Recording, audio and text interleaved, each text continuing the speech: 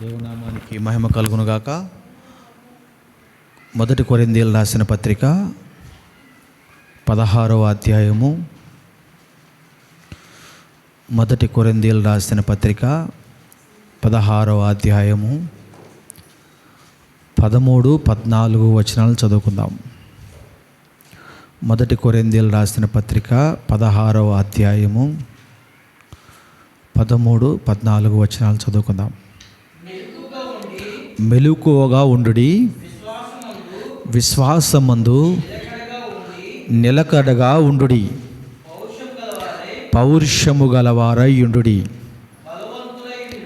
బలవంతులై ఉండుడి, మీరు చేయు కార్యములన్నీ ప్రేమతో చేయుడి. ఈ మాటల ద్వారా దేవుడు మనతో మాట్లాడలాగున చిన్న ప్రార్థన చేద్దాం. మహాపరిశుద్ధుడైన తండ్రి, మహోన్నతుడైన దేవా, సర్వశక్తి కలిగిన మా ప్రభువా, నీకు వందనాలు స్తోత్రాలు చెల్లిస్తున్నాము నాయన. ఈ శుక్రవార దినమున తండ్రి, నీ బిడ్డలైన మేమందరము నీ యందు విశ్వాసముతో, నీ యందు భయభక్తులు కలిగి నీ సన్నిధికి చేరామయ్యా. ఇప్పటి వరకు పాటల ద్వారా నిన్ను స్తుతించాము తండ్రి. ప్రభువా, వాక్య ధ్యానంలోనికి వెళుతూ ఉండగా నాయన, మీరు మాతో మాట్లాడండి నాయన. అల్పుడనైనా నన్ను నీ సిలువ చాటును మరుగుపరుచుకోండి. నీ పరసంబంధమైన జ్ఞానము చేత మమ్మలను తండ్రి ఆవరించండి. నీ పరిశుద్ధాత్మ శక్తి చేత కుమ్మరించండి. ఈ స్థలమందు నీ సన్నిధిలో నిలవబడిన నన్ను మరొకసారి అభిషేకించండి నాయన. నీ ఆత్మ చేత అభిషేకించండి నాయన. నీ మెల్లని స్వరాన్ని మాకు వినిపించండి తండ్రి. వినగల చెవులు, గ్రహింపగల జ్ఞానమును మాకందరికీ అనుగ్రహించి ఈ మందిర ఆవరణమును మీరు స్వాధీనపరుచుకొని నీ ఆత్మ నడిపింపును మా అందరికీ అనుగ్రహించి మీరే మాతో మాట్లాడుతారని మా ప్రభువును ప్రేరక్షకుడైన యేసుక్రీస్తు వారి పరిశుద్ధ నామములో ప్రార్థన సమర్పించి వేడుకొనుచున్నాము పరమ తండ్రి. ఆమేన్, ఆమేన్. మెలకువగా ఉండుడి, విశ్వాసమందు నిలకడగా ఉండుడి, పౌరుషము గలవారయ్యుండుడి, బలవంతులయ్యుండుడి, మీరు చేయు కార్యములన్నీ ప్రేమతో చేయుడి. ఈ మాటలు కొరింథీ ప్రజలకు పౌలు గారు చెప్తూ ఉన్నాడు. ఎక్కడుండి రాస్తున్నాడు ఈ పత్రికనంటే, ఎఫెసీ పట్టణం నుంచి కొరింథీ పట్టణానికి పత్రికను రాస్తూ ఉన్నాడు. ఆయనకు ఒకవేళ డౌట్ వచ్చి ఉంటుంది, వీళ్ళు నిద్రపోతున్నారు అనుకుంటా, నిద్రమోహంగాళ్ళలాగా ఉన్నారనుకుంటా అని డౌట్ వచ్చి, ఆయన ఉన్నదేమో ఎఫెసీ పట్టణంలో, రాస్తున్నదేమో కొరింథీ పట్టణానికి రాస్తూ ఉన్నాడు. విశ్వాసమందు నిలకడగా ఉండండి అయ్యా, నిద్రమత్తులో నిద్రమోహాలు వేసుకుని మనం అంటాం అప్పుడప్పుడు, అటు నిద్రమోహం గాడురా, ఎద్దెంక చూడమంటే పొద్దెంక చూస్తాడని మనం అప్పుడప్పుడు అంటూ ఉంటాం కదా. అలాంటి స్థితిలో ఉన్నారని ఆయనకి ఏమైనా డౌట్ వచ్చి అప్పుడప్పుడు సంఘానికి పత్రికల ద్వారా బలపరుస్తూ ఉంటాడు. ఆయన బలపరుస్తూ ఆయన ఇంకో మాట ఏం చెప్తాడంటే, అయ్యా నేను కొద్ది రోజుల్లో మీ దగ్గరకు వస్తాను, నేను మాసిదోనియా పట్టణానికి సువార్త నిమిత్తం వెళుతూ ఉన్నాను. ఆ వెళుతున్న ప్రయాణంలో మీ దగ్గరకు నేను రావచ్చు. ఒకవేళ నాకంటే ముందుగా ఒకవేళ తిమోతి కానీ మీ దగ్గరకు వస్తే అతనిని మీరు చేర్చుకోండి. నన్ను ఎలా చేర్చుకున్నారో అతనిని కూడా మీరు అలా చేర్చుకోండి అని చెప్తూ ఉన్నాడు ఈ వాక్యం 16వ అధ్యాయంలో. అతని మాటలు కూడా వినండి. అతను కూడా నాకులాగానే పరిచర్యలో ఉన్నాడు, దేవుని సువార్త బోధించే విషయంలో ఉన్నాడు. నన్ను ఎలా మీరు ఆదరించారో తిమోతిని కూడా మీరు ఆదరించండి, నిద్రమొత్తును విడవండి అని ఎఫెసీ పట్టణం నుంచి కొరింథీ పట్టణానికి లేఖ రాస్తూ ఉన్న లేఖ ఇది, ఈ 16వ అధ్యాయం. ఎందుకు మనం మెలకువగా ఉండండి అని ఎందుకు అంటున్నాడంటే, నిద్రమొత్తులో ఉన్నారేమో కాదు, ఈరోజు క్రైస్తవ సమాజము నిద్రమొత్తులో కూడా కొందరు ఉన్నారు. ఎందుకు ఆయన ఆ మాట అంటున్నాడంటే, ఈ నిద్రమొత్తు అనేది ప్రమాదకరమైనది. ఒక మనిషికి 3 ఉంటాయి. ఒకటి ఏంటి, నిద్రపోతూ, తిండిపోతూ, ఇంకో పోతేం పోతూ. ఈ 2 వస్తే సోమరిపోతనం వస్తాయి. ఎప్పుడైతే మనం తినడానికి నిద్రపోవడానికి అలవాటు పడ్డామో పని చేయబుద్ధి కాదు. ఈ 2 శుభ్రంగా దొరికినాయి అనుకో, పని చేయబుద్ధి కాదు. ఈ 3 ప్రమాదకరమైనవని సంఘానికి హెచ్చరిస్తూ ఉన్నాడు. అసలు ఎందుకు ఈ మెలకువగా ఉండమని, ఆధ్యాత్మికంగా మెలకువగా ఉండమని చెప్తున్నాడంటే, నిద్ర వలన మీరు గమనించారో లేరో, నిద్రలో ఉన్నప్పుడు కొన్ని పనులు మనం చేస్తాం. ఏం చేస్తాం? ఎవరున్నారా గురక పెట్టేవాళ్ళు ఉన్నారా? మంచిగా పక్క నుండి డిస్టర్బ్ చేస్తాం, పక్క నుండి పడుకోను గురక పెడతాం. తెలీదా మీకు? ఎవరు పెట్టరా అమ్మా? అంటే మనకు తెలియదులే మనం గురక పెడతామని. జలుబు చేసినప్పుడు మామూలుగా వయసును బట్టి సహజంగా గురక పెడతాం. మనం పెట్టే గురక పక్కన ఖచ్చితంగా డిస్టర్బ్ చేస్తాయి. అలాగే ఇంకొకరు ఉంటారు, తెలీదు. మేము ఒకరోజు ఒక కుర్రవాడిని మా రూమ్లో పెడిగిడితే మధ్యరాత్రి ఒక దగ్గర చాప వేసి పడుకున్నాడు. మధ్యరాత్రికి వెళ్తే ఈ మూల ఉన్నవాడు ఆ మూలకి వెళ్ళాడు. నిద్రలో మంచం అంతా తిరుగుతారు. మీకు తెలుసో తెలియదు? పిల్లలు కాదు, పెద్దవాళ్ళు కూడా తిరుగుతారు. పడుకున్న దగ్గర ఉండరు. ఎందుకంటే వాళ్ళకి తెలీదు. వాళ్ళకి ఎక్కడ పడుకుంటున్నామో, ఏ పక్కకి వెళ్తాం, ఒక్కొక్క కాలు మీద వేసి పడుకుంటేగా నిద్ర రాదు. కాలు మీద వేసి పడుకుంటేగా నిద్ర రాదు. ఈ రకరకాల అలవాట్లు. ఎందుకు ఈ మాట మెలకువగా ఉండండి అంటున్నాడంటే, మెలకువగా పడుకునేవాడు ఎప్పుడంటే వాడు ఎక్కడున్నాడో అక్కడే పడుకుంటాడు.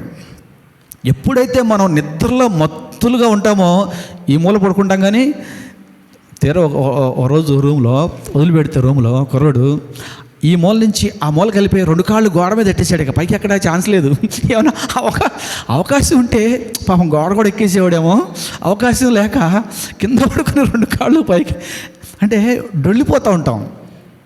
నేను ఎందుకు ఈ మాట చెప్తున్నానంటే, పౌలు గారు ఎందుకు మెలకువగా ఉండండి అంటే, నిద్రపోవటం అనేది మంచిదే. అది దేవుడు మనకిచ్చిన సమయం. నిద్రపోవటం ఎంతవరకు నిద్రపోవాలి, ఎప్పుడు నిద్రపోవాలి, ఎంతవరకు తినాలి.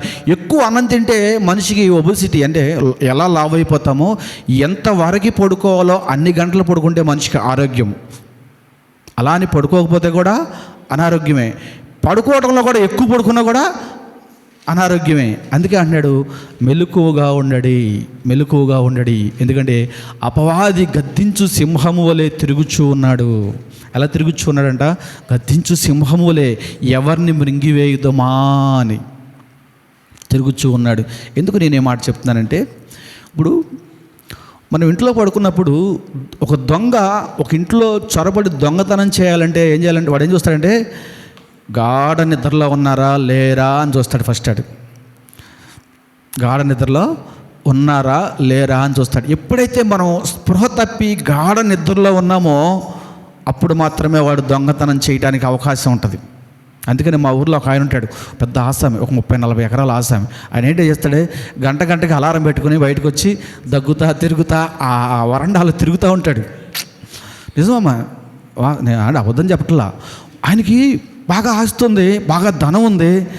ఎవరు దొంగలు వస్తారేమో, మనం పడుకున్నామని తెలిస్తే వాడు వచ్చినాక వాడిని ఎదుర్కొని వాడిని తరిమే కన్నా కూడా మనం పడుకోలేదని తెలిస్తే వాడు రాకుండా ఉంటాడని చెప్పేసి ఒక గంటన్నరకాల అలారం మొగ్గనే లేచి అటు ఇటు తిరిగి లైట్లు వేసి మళ్ళీ వెళ్ళి వాష్రూమ్కి వెళ్ళి మళ్ళీ పడుకునేవాడు. ఎందుకంటే యజమానుడు పడుకోలేదురా బాబు, వీడు పడుకోడరా బాబు, వీడు రాక్షసుడు, వీడి దగ్గరికి మనం వెళ్ళటానికి లేదు, దొంగతనం చేయడానికి ఆస్కారమే లేదని అది కల్పించడానికి అతనేం చేసేవాడంటే తిరుగుతూ ఉండేవాడు. మనం కూడా మెలకువగా ఉండండి అని పౌలు గారు ఎందుకు చెప్తున్నాడంటే, స్పృహ ఎక్కడ కోల్పోతామో, స్పృహ కోల్పోతే, మెలకువగా లేకపోతే అపవాది మనకి చొరబట్టడానికి, అపవాది మన అటాక్ చేయటానికి, మన భక్తి నుంచి మనల్ని దూరం చేయటానికి, మన ప్రార్థనా జీవితాన్ని నుంచి మనని పక్కదార పట్టించడానికి ఆస్కారం ఎక్కువ ఉంటుంది. కాబట్టి అయ్యా, మీరు విశ్వాసమందు నిలకడగా ఉంటే కానీ మీకు మెలకువగా ఉండరు. మీరు ఎప్పుడు నిద్రవత్తులవుతారో తెలుసా? మీ విశ్వాసంలో ఎప్పుడైతే మీకు నిలకడగా ఉండరో అప్పుడు మీకు నిద్రమత్తులవుతారు. ఎప్పుడైతే మనం నిద్రమత్తులోకి వెళతామో అప్పుడు అపవాది మనని అటాక్ చేస్తాడు అని పౌలు గారు ఈ కొరింథీ పట్టణానికి చెబుతూ ఉంటాడు. అసలు ఏమిటి ఈ మెలకువ? అసలు ఏమిటి ఈ నిద్ర? దేనికి ఈ నిద్ర లేకపోతే మనిషి జీవించలేడు. నిద్రలేకే మొన్న ఆవిడికి నానా బాధలు పడ్డాం. ఒక 6 నెలలు 7 నెలలు నిద్ర కావాలి మనిషికి. మెలకువగా ఉండండి ఎందుకు చెప్తూ ఉన్నాడు? ఆధ్యాత్మిక జీవితంలో ఏమిటి మెలకువలని మనం కొంచెం లోతుగా వెళ్ళి ఆలోచన చేస్తే, నేను రక్షించబడి మొదటి దినాల్లో నాకు మేము చర్చిలో నాకు ఒక ఫ్రెండ్ కలిశాడు. ఓ ఫ్రెండ్ కలిసి, బ్రదర్ నాకు ఒక వ్యక్తి డబ్బులు ఇవ్వాలి, అతను ఎప్పుడు అడిగినా ఇదిగో అదిగో పొద్దున సాయంత్రం మధ్యాహ్నం అంటున్నాడు, కానీ నాకు ఇవ్వట్లేదు, నువ్వు కూడా నాతో పాటు తోడుగా వస్తే ఇద్దరం కలిసి ధైర్యంగా అడుగుదామని చెప్పేసి రమ్మంటే, సర్లే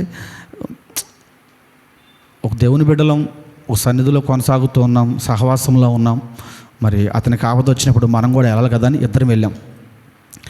వాళ్ళ ఇంటికి వెళ్తే అతను అడిగాడు, అతను మళ్ళీ చెప్తున్నాడు, ఇక నేను ఉన్నాను కదా అని అతను ధైర్యం వచ్చేసింది. మనం ఇద్దరం ఉన్నాం, వాడు అక్కడే ఉన్నాడు, ఏదంటే 2 పీకుదాం అనుకున్నా ఏంటి తెలియదు, మరి అతనికి ధైర్యం వచ్చేసి ఇతను తిడతాం మొదలుపెట్టాడు. ఇతను తిట్టి ఇద్దరు తిట్టుకుంటున్నారు. నోరు జారిపోయింది. ఇతను కూడా తిడితే అతను 4 తిడుతున్నాడు. అతను 4 తిడితే నేనేమన్నా తక్కువ తిన్నానా?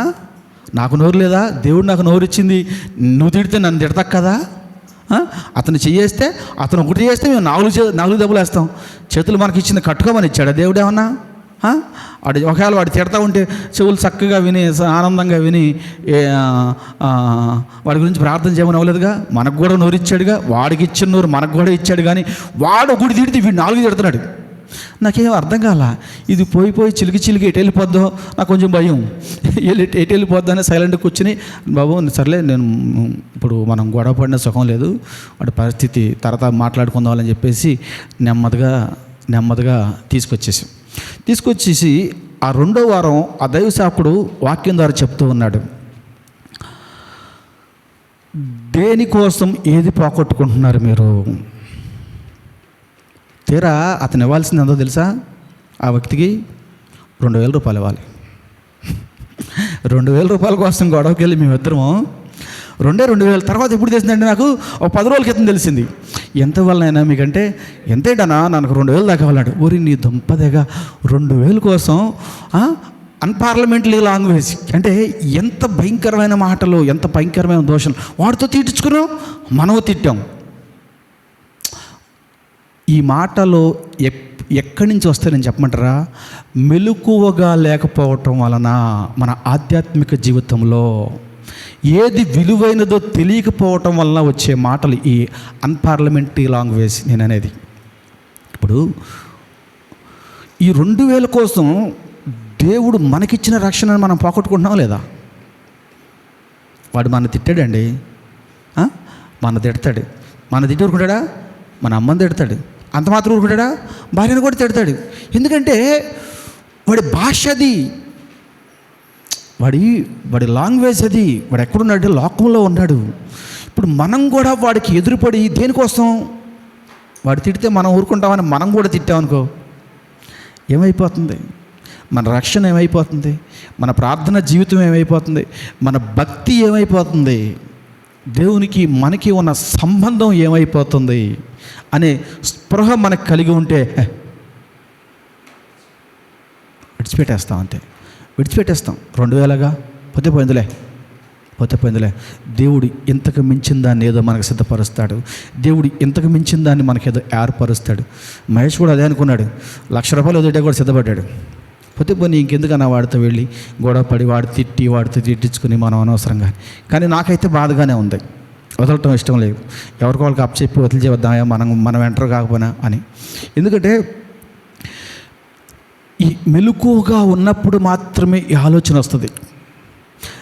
ఎప్పుడైతే భక్తిలో మనం మెలకువగా ఉంటామో, ఒక మనిషిని దూషిద్దామని కానీ, ఒక మనిషిని అవమానపరుద్దామని కానీ, ఒక మనిషిని నిందిద్దామని కానీ, లేకపోతే ఒక మనిషిని హేళన చేద్దామని కానీ, ఒక మనిషి దగ్గర నుంచి మనం ఏదైనా లాక్కుందామని కానీ ఈ ఆలోచన ఎప్పుడు రాదంటే మెలకువగా ఉన్నప్పుడు, వాక్యాలు వింటున్నప్పుడు, దేవుని వాక్యం వింటున్నప్పుడు, మన ప్రార్థనా జీవితం గడుపుతున్నప్పుడు, దేవుని యందు భయభక్తులు కలిగి దేవుని సన్నిధిలో ప్రార్థన చేస్తున్నప్పుడు ఉండే మెలకువ లోకంలోకి వెళ్ళగానే పరిస్థితులు ఏం చేద్దంటే మనకి లోకానుసారంగా మలిచేస్తుంది.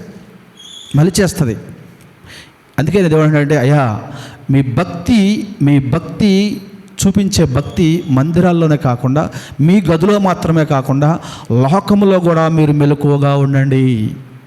లోకంలో మెలకు అపవాది గద్దించు సింహంలో తిరుగుతూ ఉన్నాడు. ఎందుకంటే ఎందుకు తిరుగుతున్నాడంటే మనకి ఇవ్వాల్సిన ఖచ్చితంగా ఎగ్గొడతాడు, కావాలనే ఎగ్గొడతాడు, ఎగ్గొట్టే ప్రయత్నం చేపిస్తాడు. ఎందుకంటే అపవాది చేపిస్తాడు. ఎందుకంటే వీడు ఏదో ఒక రకంగా ఇవ్వట్లేదని చెప్పేసి మాట్లాడకూడని మాట్లాడతాడు. వాడు ఇచ్చేది లేదు. ఇప్పటికీ 2000 ఇవ్వాలి, అప్పటి నుంచి ఇప్పటికి కూడా, అది వేరే విషయం. మాట్లాడకూడని మాట్లాడటం వల్ల, నిందించని నిందలు మనం మాట్లాడటం వల్ల మనం ఏమైపోతామంటే, మనం ఈ కొద్ది నిమిషములు దేవుని సన్నిధిలో ఈ కొద్ది గడియల్లో పొందుకున్న శక్తిని, బలాన్ని మనం బయటకు వెళ్ళగానే బలహీన పడిపోతూ ఉంటాం. మన బలమంతా కూడా ఎలా అవుతుందంటే బూడిదలో పోసిన పన్నీర్ అయిపోతుందయ్యా, పన్నీర్ అయిపోద్దని ఈ కొరింథీ పట్టణానికి కొన్ని మెలకువగా ఉండండి. మీరు ఏం మాట్లాడుతున్నారో, ఎటు నడుస్తూ ఉన్నారో, ఎలా ప్రవర్తిస్తూ ఉన్నారో మీరు మెలకువగా ఉండి విశ్వాసములో నిలకడగా ఉండండి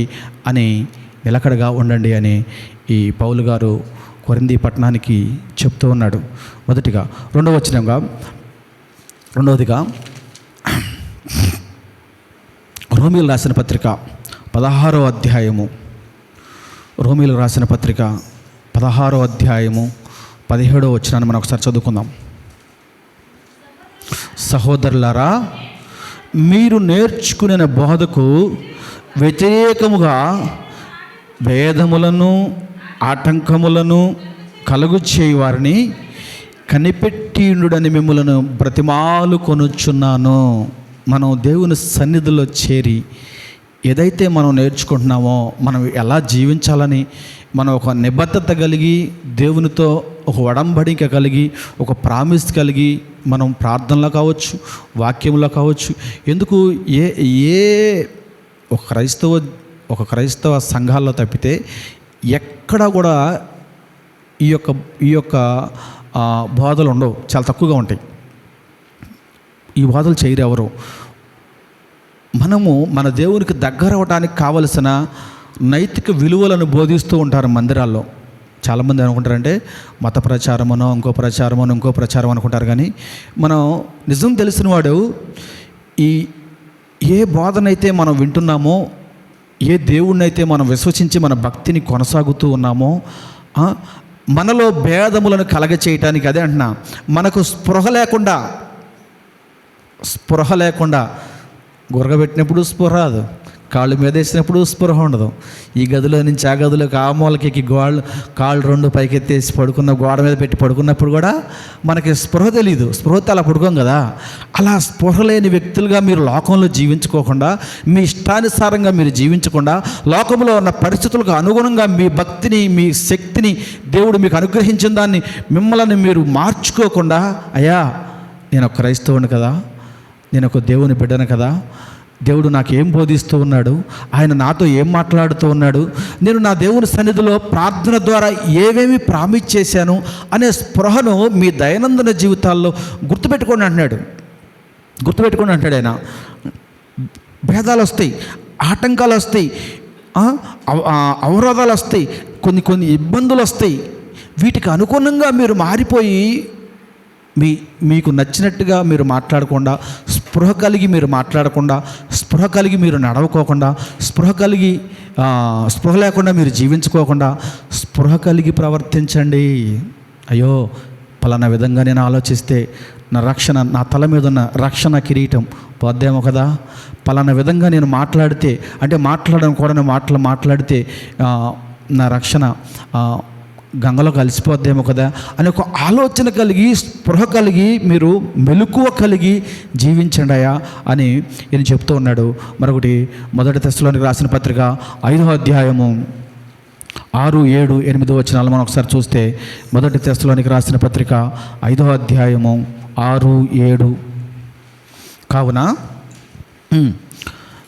ఇతరుల వలె నిద్రపోక మెలకువగా ఉండుడి, మత్తులము కాకయుండుము, నిద్రపోదురు,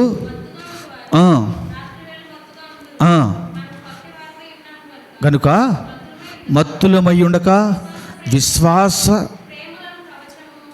విశ్వాస ప్రేమను కవచమును నిరీక్షణ రక్షణయగు శిరస్త్రాణమును ధరించుకొందుము.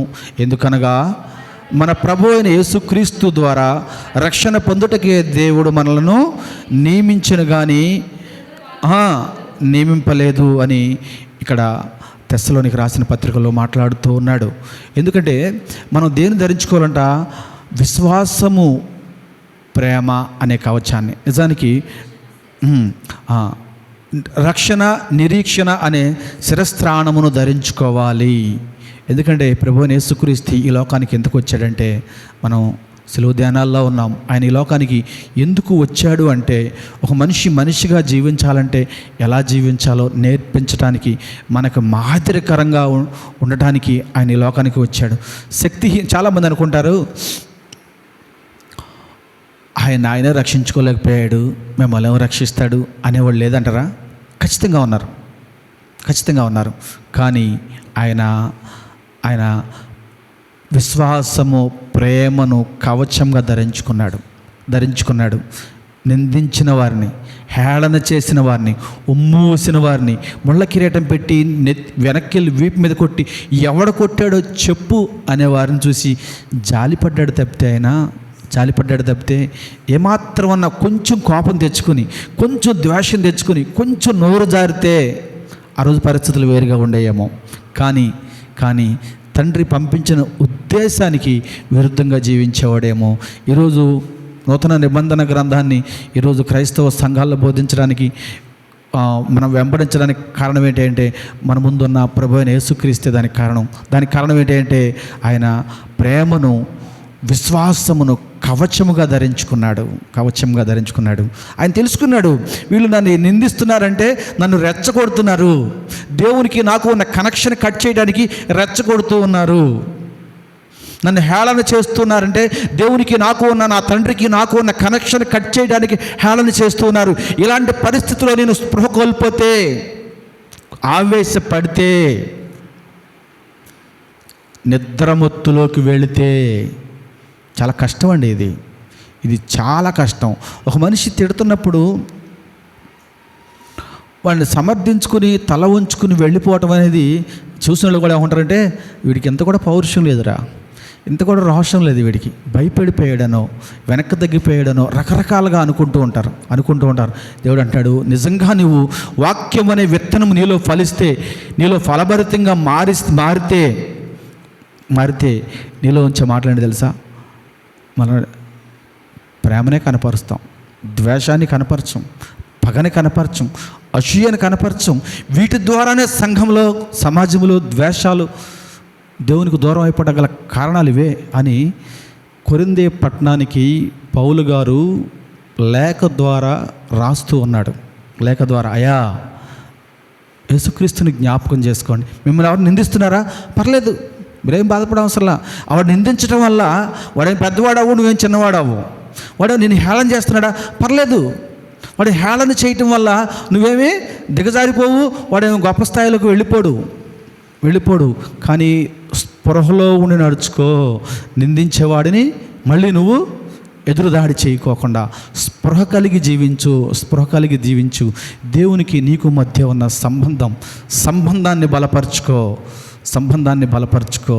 లోకానుసారంగా జీవించకుండా, లోకంలో ఉన్న పరిస్థితులకు అనుకూలంగా మారిపోకుండా, లోకంలో ఉన్న పరిస్థితులకి మనం తల ఒగ్గి స్పృహ కోల్పోయి మనం జీవించుకోకుండా మెలకువగా ఉండి జీవించినట్లయితే దేవుడు అంటున్నాడు, దేవునికి మనకి ఉన్న సంబంధాన్ని, అది కూడా ఎలా జీవించాలంట? మొట్టమొదటి వచ్చిన మనం చదువుకుందాం. మీద చదివిన వచనంలో మొట్టమొదటి వచ్చిన 14వ వచనం మనం ఒకసారి చదువుకుందాం. మొదటి కొరింథీయులకు రాసిన పత్రిక. ఇవన్నీ బలవంతంగానో, లేకపోతే క్రైస్తవులు చూస్తారనో, ఎవరైనా పెద్ద అయ్యగారు ఇటు వెళ్తున్నారు కాబట్టి మనం ఇలా మాట్లాడకూడదనో అని ఎవరినో చూసి మన ప్రవర్తనను మార్చుకోకుండా మన గుండెల్లోనే, మన హృదయాల్లోనే ఒక బలమైనది ఉండాలంట. మొదటి కొరింథీయులకు రాసిన పత్రిక 16వ అధ్యాయం 14వ వచనంలో అంటాడు, మీరు చేయు కార్యములన్నీ ప్రేమతో చేయుడి. ఎలా చేయాలంట? ప్రేమతో చేయాలి. ఎవరి మీద ప్రేమతో చేయాలి? దేవుని యందు ప్రేమతో మనం చేసినప్పుడు మాత్రమే మనం మెలకువగా ఉన్నవాళ్ళగా ఉంటాం. అదే తప్పితే మెలకువ అన్నట్టు ఇందాక మనం చెప్పినట్టు కాళ్ళ మీద వేసి పడుకోవద్దని కాదు, రూములోంచి ఆ మూలకి ఈ మూలకి తిరగొద్దని కాదు. ఎక్కడ మెలకువగా ఉండాలంటే మన దైనందిన జీవితాల్లో, మన భక్తిలో మనం మెలకువగా ఉండి ప్రతి క్షణము అవును క్రీస్తు నా కోసం రక్తం కార్చాడు, క్రీస్తు నా కోసం ప్రాణం పెట్టాడు, నేను రక్షించబడిన వ్యక్తిని, నా నెత్తి మీద ఏముందంట శిరస్త్రాణం, రక్షణ ఉంది నా నెత్తి మీద, నేను రక్షించబడిన వాడిని, నేను ఆయన సొత్తు అని మనం అనుకుని మనం ముందు కొనసాగినట్లయితే మనం మెలకువగా ఉంటాం. కాబట్టి పౌలు గారు కూడా అంటున్నాడు, అయ్యా మీరందరూ మెలకువగా ఉండండి, నిద్రమత్తులాగా ఉండొద్దు, మందు కొట్టినోళ్ళలాగా అసలు ఉండదు. మందు కొట్టినోడు తెలుసుగా మీకు, వాడు ఏం మాట్లాడతాడో వాడు తెలీదు, వాడు నోటంటే ఏమొస్తో తెలీదు. మనం 10 అన్నాం అనుకో, వాడు వాళ్ళకి వాడి గోత్రాన్ని తెరిచామనుకో, మనం మన వెనకాల 10 గోత్రాల వారిని తెలుస్తాడు.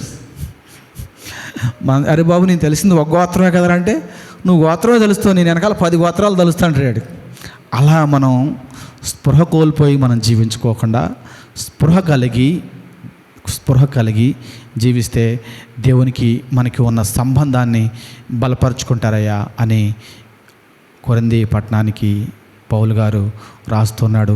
ఈ సందర్భంగా మనకు కూడా మన సంఘానికి కూడా ఎప్పుడో 2020 సంవత్సరాల క్రితం ఆ పౌలు గారు మనకు కూడా ఈ మాటల ద్వారా ప్రభువైన యేసుక్రీస్తు నామములో మనకు కూడా తెలియపరుస్తూ ఉన్నాడు. కాబట్టి మనందరము మెలకువగా ఉండి మొట్టమొదటి 13వ కొరింథీయులు రాసిన పత్రిక 16వ అధ్యాయము 13వ వచనము, మెలకువగా ఉండుడి, విశ్వాసమందు నిలకడగా ఉండుడి, పౌరుషము గలవారయ్యుండుడి, బలవంతులయ్యుండుడి, మీరు చేయని కార్యములన్నీ దేవుని యందు ప్రేమ కలిగి చేయుడి. అట్టి కృప దేవుడు మనందరికీ అనుగ్రహించునుగాక. ఆమేన్. ప్రార్థన చేసుకుందాం. సర్వశక్తి కలిగిన దేవుని సన్నిధిలో ఉన్న మనం అందరము విన్న వాక్యమును బట్టి ప్రార్థన చేసుకుందాం.